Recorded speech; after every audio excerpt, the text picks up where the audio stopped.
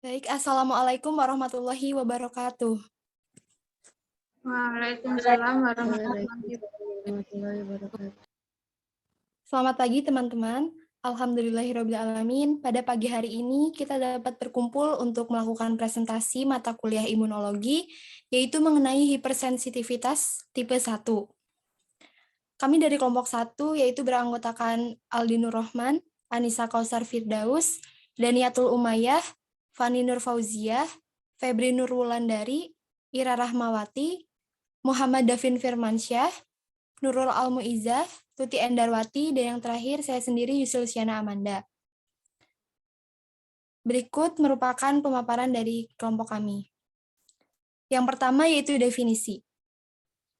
Hipersensitivitas atau merupakan reaksi alergi adalah reaksi dari sistem kekebalan yang terjadi saat jaringan tubuh sehat mengalami cedera atau luka.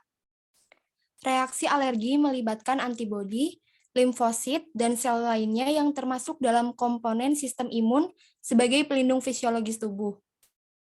Reaksi alergi terbagi menjadi 4 macam menurut Gel dan Combs, yaitu tipe 1, tipe 2, tipe 3, dan tipe 4.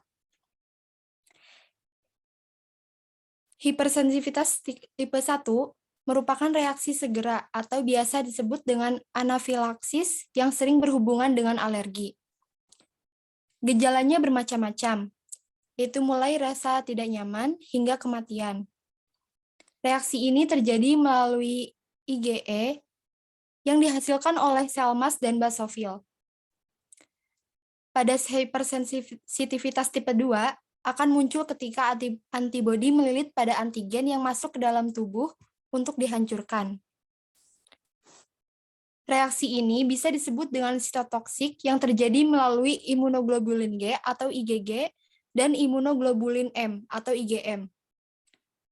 Yang ketiga, reaksi hipersensitivitas tipe 3, yaitu diperantarai oleh kompleks imun, yang termasuk dalam kompleks imun ada antigen, protein komplement, antibodi IgG, dan antibodi IgM, yang biasa ditemukan pada berbagai jaringan. Berikutnya, hipersensitivitas tipe 4, biasa disebut dengan seluler, merupakan reaksi alergi yang diperantarai oleh sel T, monosit, dan makrofag. Reaksi ini, atau reaksi hipersensitivitas tipe 4, membutuhkan waktu antara 2 hingga 3 hari untuk berkembang.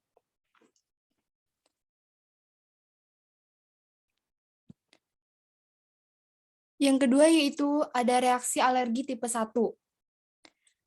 Pada reaksi alergi tipe 1 ini memiliki 3 fase kejadian ketika alergen tersebut masuk dalam tubuh. Fase-fase tersebut diantaranya yang pertama yaitu fase sensitasi. Fase sensitasi ini adalah waktu yang dibutuhkan untuk terjadinya pembentukan imunoglobulin E atau IgE hingga diikat oleh FC3RI pada permukaan sel mast atau basofil. Fase yang kedua yaitu fase aktivasi. Fase aktivasi yaitu waktu yang dibutuhkan antara pajanan ulang dengan antigen spesifik dan sel mast atau basofil yang melepas granul. Hal ini mampu menimbulkan reaksi yang terjadi akibat ikatan silang antigen serta imunoglobulin E. Yang ketiga, yang terakhir yaitu fase efektor. Pada fase efektor yaitu terjadinya respon kompleks anafilaksis sebagai efek mediator yang dilepas oleh sel mast atau basofil dengan aktivitas farmakologik. Kemudian ada patofisiologi pada hipersensitivitas tipe 1. Pada reaksi ini, timbul segera sesudah tubuh terpajan oleh alergen. Reaksi ini terjadi akibat imunoglobulin E yang diproduksi sel plasma karena terjadi respon terhadap TH2 oleh antigen.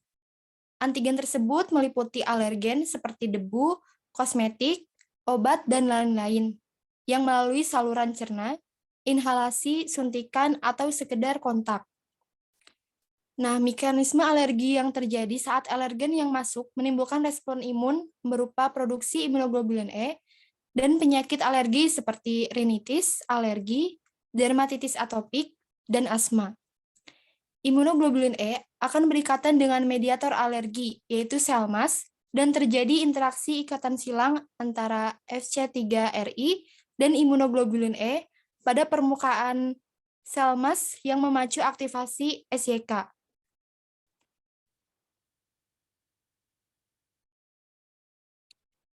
Adapun faktor resiko reaksi hipersensitivitas.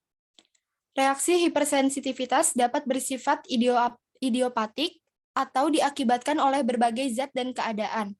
Ada yang berupa antigen seperti protein.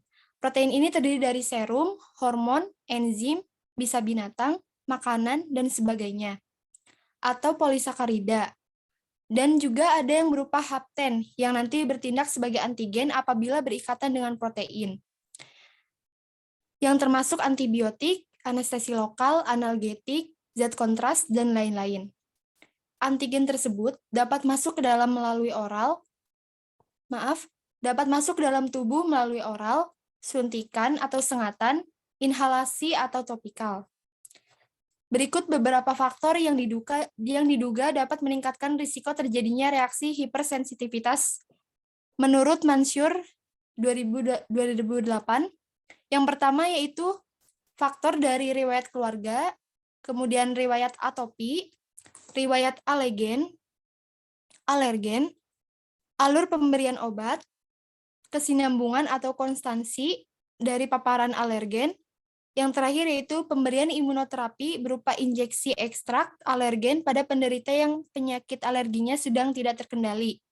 Misalnya, injeksi ekstrak alergen pada penderita asma yang belum terkendali akan meningkatkan risiko terjadinya anafilaksis. Selanjutnya akan dibacakan oleh teman saya.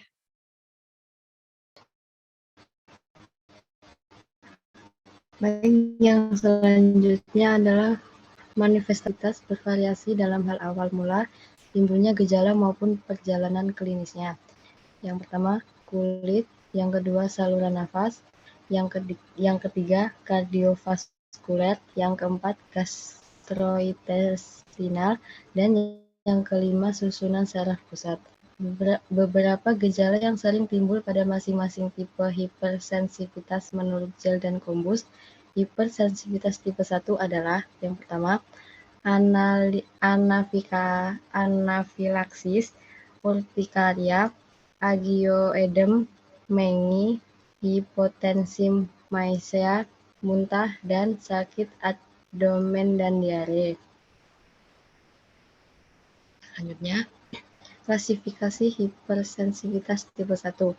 Penyakit hipersensitivitas dapat diklasifikasikan berdasarkan mekanisme imunologi yang memperantarai penyakit. Klasifikasi ini berguna dalam membedakan mekanisme respon imun menyebabkan cedera jaringan dan penyakit, dan manifestasi patologis dan klinis yang menyertainya. Namun, sekarang semakin disadari bahwa beberapa mekanisme mungkin terjadi pada setiap penyakit hipersensitivitas. Pada hipersensitivitas segera, hipersensitivitas tipe 1, cedera disebabkan oleh sel TH2, antibodi, IgG dan sel-sel mas dan leukosit lainnya. Selanjutnya, mediator hipersensitivitas tipe 1. Yang pertama, preformed mediator. Mediator yang ada di dalam granul mas adalah yang pertama dilepaskan dan dibagi menjadi tiga kategori. Yang pertama, aminofosfat, enzim-enzim. Enzim-enzim ini mengandung matriks butiran dan termasuk protease netral, krimase, tritase, dan beberapa asma hidrolase, dan proteoglika. Poin yang kedua, mediator lipid. Mediator lipid utama produk turunan asam arokidonat. Reaksi pada membran sel mas menyebabkan aktivasi fosfolipase A2, sebuah enzim yang mengubah membran fosfolipid menjadi asam arokidonat. Contoh dari leukotrien dan prostaglandin diproduksi oleh jalur 5, prostaglandin D2, dan faktor pengaktifan trombosit atau platelet activating factor atau PAF. Selanjutnya yang akan dibacakan oleh teman saya. Kemudian jurnal. Sinyal intrasel pemicu reorganisasi sitoskeleton sel emas pada reaksi hipersensitivitas tipe 1. Sel emas mempunyai peranan yang penting dalam terjadinya reaksi hipersensitivitas tipe 1. Degranulasi sel emas diyakini mendasari peran sel emas dalam memunculkan reaksi tersebut.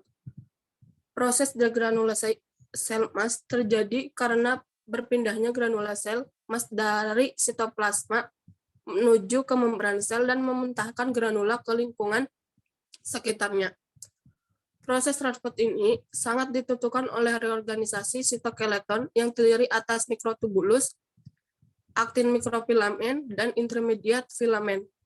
Reorganisasi sitoskeleton diawali dengan aktivitas sel emas oleh ikatan antara alergen dengan imunoglobulin E yang menempel pada VCR.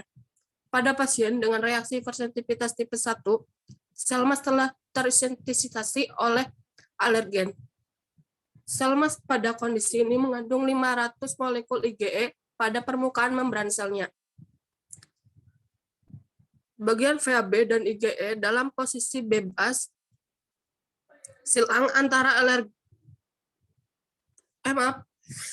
bagian VAB dari IgE dalam posisi bebas, sedangkan bagian VCE berikatan dengan VCRI. Alergen yang masuk akan ditangkap oleh bagian VAB dari IgE. Ikatan silang antara alergen dengan minimal 2 molekul IgE akan mengaktifkan sel emas.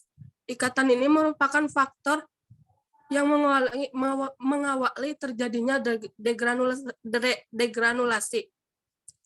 Aktivitas sel emas oleh alergen diketahui ditingkatkan oleh adanya stem cell factor atau SCP yang sering disebut juga sebagai checkpoint ligand. Saat ini diketahui bahwa SCP dihasilkan oleh sel endotel dan sel fibroblast.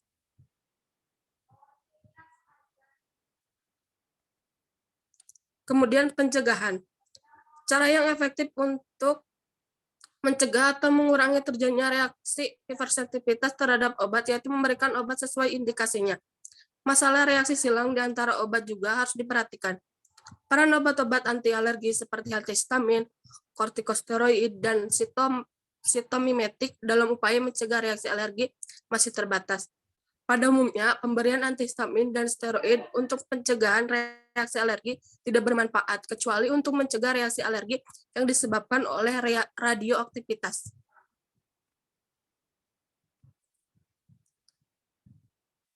Dan selanjutnya kesimpulan. Berdasarkan uraian di atas, dapat disimpulkan bahwa hipersensitivitas tipe 1, yaitu alergi obat, terjadi melalui mekanisme respon imun patologik berupa reaksi hipersensitivitas, terutama reaksi hipersensitivitas tipe 1 dengan IgE mediated. Alergen obat terdiri dari golongan antibiotik, terutama golongan beta-laktam, obat anestesi lokal, preparat alergi, aspirin atau asam salisilat, AIS juga termasuk alergen reaksi pseudoalergi. Vaksin atau terutama alergi terhadap protein telur dan zat konsentrat radioaktif biasanya berupa reaksi pseudoalergi. Diagnosis yang terbaik dilakukan melalui anamnesa, pemeriksaan fisik, atau manifestasi klinis yang timbul. Terkulit intradermal paling sering dilakukan. Prinsip penata laksanaan adalah terapi simptomatis dan substitusi obat.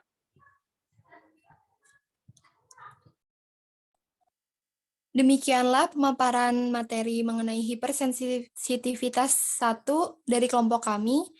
Mohon maaf apabila ada kesalahan dalam pengucapan kata. Wassalamualaikum warahmatullahi wabarakatuh. Waalaikumsalam warahmatullahi wabarakatuh. Assalamualaikum warahmatullahi wabarakatuh.